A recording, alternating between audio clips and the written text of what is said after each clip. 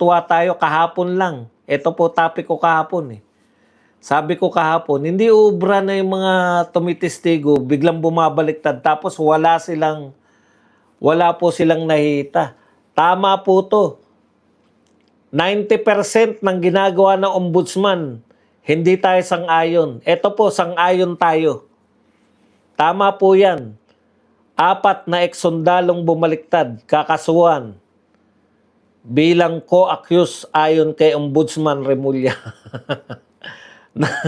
Napas Napasama pa yung pagbaliktad ninyo. Ngayon, akusado na kayo. Co-accused na kayo ni Martin Romualdez. Ayan, kakasuhat. Ito malupit dito. Baka makalaya na yan si Romualdez dahil maraming pera. Parang yung nangyari kala Napoles, di ba? Si Napoles nakasuhan, hanggang ngayon nakakulong. Yung mga yung mga senador at mga congressman na sinasabing mga kasabwat niya, laya na po lahat ngayon. Si Napoles nakakulong pa rin. Ang malupit po nito, yun pong mga 14 Marines, ang kaso lang po nila, yung natitira pa, ang kaso lang po nila, kung di ako nagkakamali, mga perjury at saka lang, di ba? Perjury at saka cyber libel lang po. O, eto po, ngayon, yung 4 na bumaliktad, co-accused na kayo. Kasama na kayo rin sa kakasuhan na nagnakaw, bahagi na po kayo ng sindikato ng nagnakaw ng flood control. Ayan. So, hindi po kami po naniniwala dyan sa kaso. Oo, dahil co-accused sila eh. Ang problema nila ngayon, eto po, real talk tayo. Ang problema ninyo, plunder po yung kinakaso dyan. Ayan, basahin po natin. Sabi po ni Boying Remulla, kasi yung 18 Marines, original 18 na ngayon ay 14 na lang, ang sinasabi po nila, kami po nag-deliver sa ganun-ganun, di ba? Nagde-deliver sila ng pera. So talagang sila, inutusan talaga sila na nagde-deliver ng ano. Kaya yung mga pinag-deliveran po nila, yung mga sinangkot po nila, yung mga sinabi nila na nagbigay kami kay ganun, hindi naman nila pwedeng kasuhan itong mga to ng plunder itong mga to kasi hindi naman sila involved eh. Di po ba? O kunwari, sino ba yung mga napagsabihan? Halimbawa po, sino ba yung nagkaso sa kanila? Si Trillanes, di ba? O, tumistigo sila na si Trillanes ang napagbigyan yata, di umano, ayon dito sa mga to, dun sa ICC, di ba? Nagpapalit sila ng dollars, etc. na makakarating sa ICC. Yun yung ano nila. So, sasampahan kayo ngayon ng kaso ng cyber libel. Kasi, yun lang ang concern ng tao eh. Dinawit nyo siya eh. Hindi kayo pwedeng sampahan ng kasong plunder. Kasi, siyempre, wala namang kinalaman yung tao eh. Halimbawa, sino pa ba yung mga tinuro nila? Si Tito Soto o kaya si Erwin Tulfo pag nagsampa. Si Erwin yata nagsampa, di ba? Tama ba? Si Erwin yata ang nagsampa ng kaso ng cyber libel. Hindi ko alam direkta kay Trillanes kung ano yung kinaso ni Trillanes eh.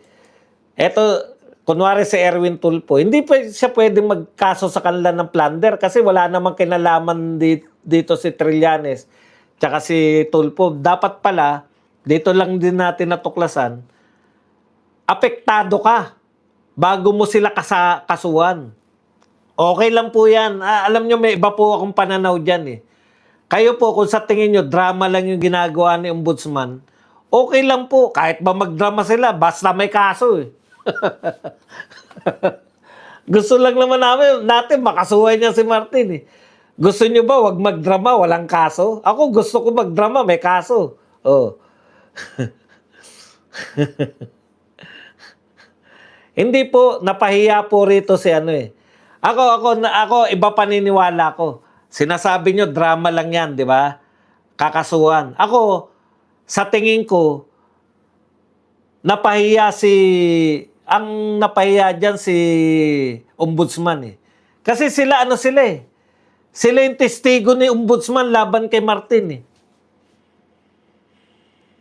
Siyempre, kahit papano meron ding yan si Ombudsman. Gusto niya talagang magkaroon ng mga may kaso kasi wala talaga sila. Nakakantsawan sila. Walang kaso eh. Oh. Gusto niya talaga na makasuhan si Martin. Hanggang kay Martin lang. Yun yung pinoproblema natin kay Ombudsman. Hanggang kay Martin lang yan tsaka kay Saldico. Ayaw niya na yung isa pa. Diba? Yun lang yung pinoproblema natin. Eh napahiya siya. Ba't kayo babaliktad? Puta, kakasuhan ko kayo. O di na, ang bigat na ng kaso nila. Co-accused. Ibig sabihin, kasama na sila ron sa kaso. Okay. Kakasuhan bilang mga kapwa-akusado ang 4 na dating sundalong bumawi sa kanilang mga naunang sinumpaan sa Laysay. Kaugnay ng umano'y maleta deliveries ayon kay Ombudsman Jesus Crispin Boying Remulla. They will be charged as part of the accused. Napati.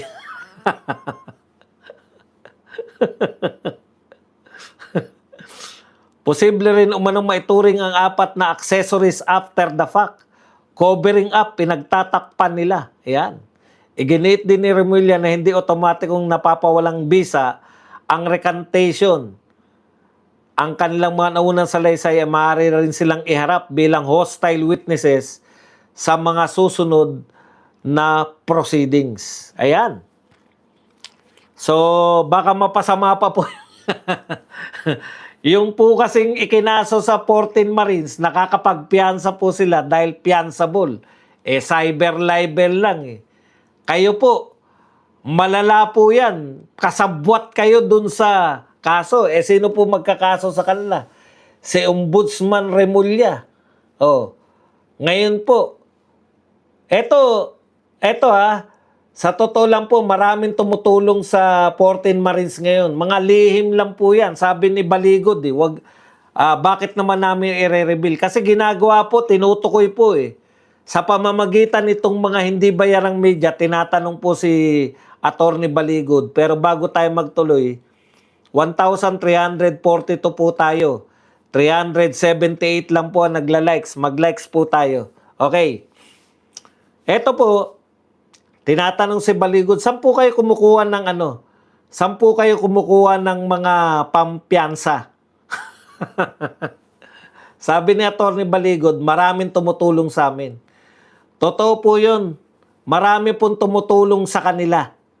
Huwag kayong magtaka. Bakit sa tingin nyo, wala bang mga dating Marines na may kakayahan? Yung mga naniniwala po. Yung mga dating sundalo na may kaya-kaya sa buhay, sa tingin nyo, hindi sila nag-aambag-ambagan para magbigay ang mga yan? O yung may mga mayayaman na pwedeng magbigay sa kanila? Eh si Marcoleta nga, di ba, nabigyan siya ng campaign contribution ng mga 75 million. Kaya po yan. Marami pong tao na may pera, na may prinsipyo, ayaw po nila na alam po nila pag yan pong mga 18 Marines napakulong ng tuluyan, hindi nila natulungan. Eh ganyan po talaga mangyayari dyan. May posibilidad talaga na magsipagbaliktad dyan. Kaya po marami pa rin po na may mga pera-perang tao na pwedeng tumulong. Yung may mga mayayaman po na may prinsipyo. Hindi po lahat na mayaman ay sakim sa pera. Okay. So punta po tayo rito. Mahirap niyan pag mabigat po yung kaso. Kung non-bailable ang isasampang kaso rito sa 4 na bumaliktad. Kawawa na. Napasama pa yung pagbaliktad nila. Pwede ba silang makasuhan na non-bailable? Pucha, si Marcoleta nga. Oh. Nakasuhan nga, non-bailable. Yan pa kaya. Eh, aminado naman talaga sila na sila'y nagde-deliver ng pera.